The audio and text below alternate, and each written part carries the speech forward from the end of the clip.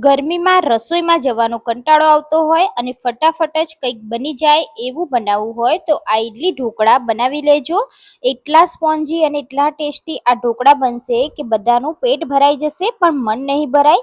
એટલા ટેસ્ટી અને એટલા સોફ્ટ આ ઢોકળા બનશે. તો ચાલો જોઈ લઈએ. તો સૌથી પહેલા આપણે બેટર બનાવવાનું છે. તો બેટર બનાવવા માટે મેં અહીંયા 2 વાડકી જેટલો રવો લીધો છે. એમાં આપણે અડધા વાડકી જેટલો બેસન એડ કરીશું. એમાં મીઠું સ્વાદ મુજબ અને અડધી ચમચી હળદર એડ કરીશું. 1 ચમચી દળેલી ખાંડ એડ કરવાની છે. અને મેં અહીંયા 1 કપ જેટલું અહીંયા મેં દહીં લીધું છે. દહીં ખાટું હોય એવું લેવાનું જેથી આપણા ઢોકળા એકદમ સરસ ટેસ્ટી અને એકદમ ખટમીઠા બનશે. અને સાથે આપણે પાણી એડ કરી બેટર બનાવી લેવાનું છે. જરૂર લાગે તો થોડું પાણી અથવા છાશ તમે એડ કરી શકો છો.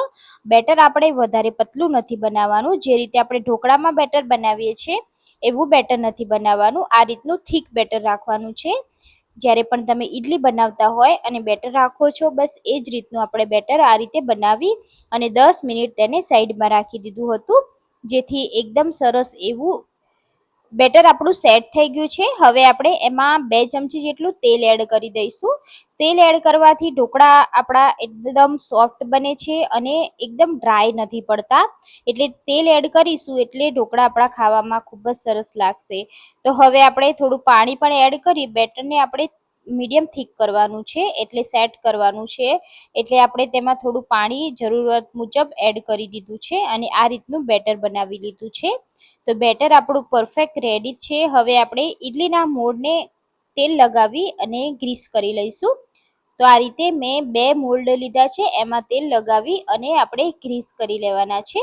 સાથે આપણે બેટરને પણ સરસ એવું રેસ્ટ આપી દીધો છે. હવે આપણે બેટરમાં ઈનો એડ કરવાનો છે. તો આપણે બેટરમાં અહીંયા અડધા ચમચા જેટલી ઈનો એડ કરી દેવાનું છે. સાથે ઉપર થોડું પાણી એડ કરી દઈશું જેથી ઈનો આપણો ફટાફટ જ એક્ટિવ થઈ જશે.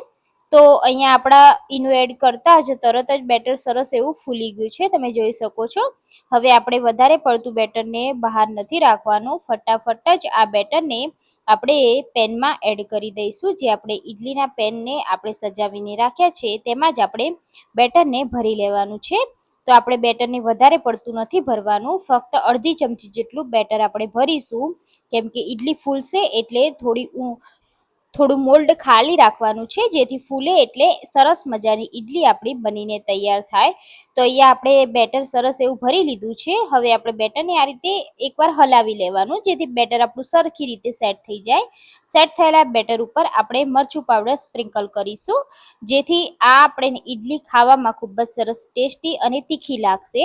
તો મરચું આપણે એડ કર્યા પછી હવે તરત જ આપણે તેને સ્ટીમ કરવા રાખવાનું છે. તો મેં અહીંયા સ્ટીમરમાં પાણી ગરમ કરવા મૂકી દીધું હતું. એમાં આપણે આ સ્ટેન્ડને ગોઠવી 15 મિનિટ જેવું હાઈ ફ્લેમ પર આપણે કૂક કરવાનું છે. 15 મિનિટ જેવું મેં અહીંયા સ્ટીમ કરી લીધું છે. તો તમે જોઈ શકો છો ઈડલી આપણી સરસ મજાની ફૂલી ગઈ છે. અને આપણે હવે એને લઈ અને ઠંડી કરી દેવાની છે. એકદમ ઠંડી થાય પછી જ આપણે મોલ્ડમાંથી તેને અલગ કરીશું. જો તમે ગરમમાં ગરમ ઈડલીને અલગ કરવા જશો તો ઈડલી તૂટી જશે, એટલે ઠંડી થવી ખૂબ જ જરૂરી છે. અહીંયા મસ્ત મજાની ઈડલી આપણી બની ગઈ છે, તમે જોઈ શકો છો. એકદમ પોચી રૂ જેવી સરસ મજાના ઈડલી વિથ ઢોકળા બની ગયા છે. તો આ રીતે આપણે પેનમાંથી અલગ કરી અને ઈડલીને આપણે કાઢી લઈશું. એવી જ રીતે મેં બીજા મોલ્ડને પણ આ રીતે રાખી દીધું છે. બધી જ ઈડલી બની જાય એટલે આપણે એમાં એક વઘાર કરવાનો છે, જેનાથી આપણી આ ઈડલીનો ટેસ્ટ ખૂબ જ સરસ આવશે.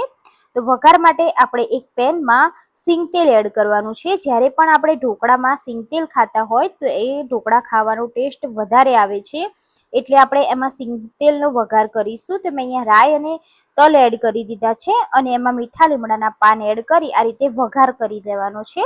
આ વઘારને આપણે ગરમા ગરમ જ ઈડલી ઉપર આ રીતે રેડી દેવાનો છે. એક ચમચી જેટલો આપણે તેલનો વઘાર રેડતા જઈશું. વઘારથી આ ઈડલી ઢોકળાનો ટેસ્ટ ખૂબ જ સરસ આવે છે, જેનાથી એકદમ વધારે ટેસ્ટ વધી જશે આ ઢોકળા ખાવાનો. અને જો તમે આને લસણની ચટણી કે પછી કોથમીર ફુદીનાની ચટણી સાથે સર્વ કરશો તો ખાવાની ખૂબ જ મજા આવે છે. તો તમને પણ જ્યારે પણ કંઈક નવું બનાવવું હોય અને આળસ આવતી હોય તો આ ઝટપટ બની જાય એવા ઈડલી ઢોકળા બનાવી લેજો. ખૂબ જ ઓછા સમયમાં રેડી થઈ જાય છે અને ગરમીમાં તો બેસ્ટ જમવાનું છે. તો તમે પણ આ ઢોકળા જરૂરથી ટ્રાય કરજો અને તમને કેવી લાગી રેસીપી મને કમેન્ટમાં જણાવજો. રેસીપી સારી લાગી હોય તો ફ્રેન્ડ સાથે શેર કરી દેજો.